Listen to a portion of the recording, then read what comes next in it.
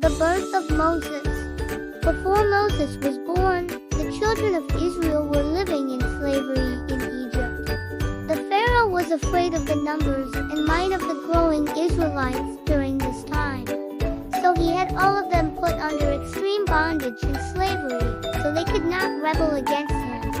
It got so bad at one time that the Pharaoh had put out an order to have all of the male children killed that were being born by the Israelites. It was during this time that Moses was born. His mother was a Hebrew, which is another name for Israelite. When Moses was first born, his mother hid him for 3 months, so he would not be found and killed by the Pharaoh. After 3 months, his mother then placed him in an ark made out of bulrushes, and then placed him down by the reeds along the river banks, hoping someone else would find him and raise him up safely.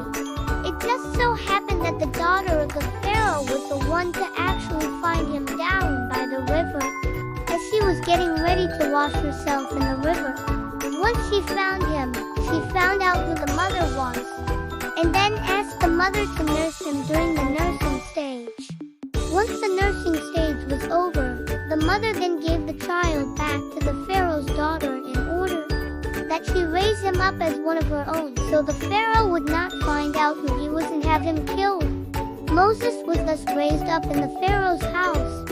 When Moses became full grown, he became very distressed at seeing his own people suffer under the hands of the Egyptians.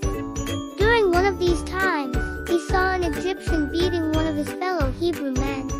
Moses became so furious at seeing this injustice. Then he killed the Egyptian who had been beating up his fellow brother. After killing this Egyptian man, the Pharaoh then finds out about it and seeks to have Moses killed. At this point, Moses flees into the desert into a place called Midian. He then lives in the desert for 40 years until God calls him out to deliver his people from their slavery to the Egyptians.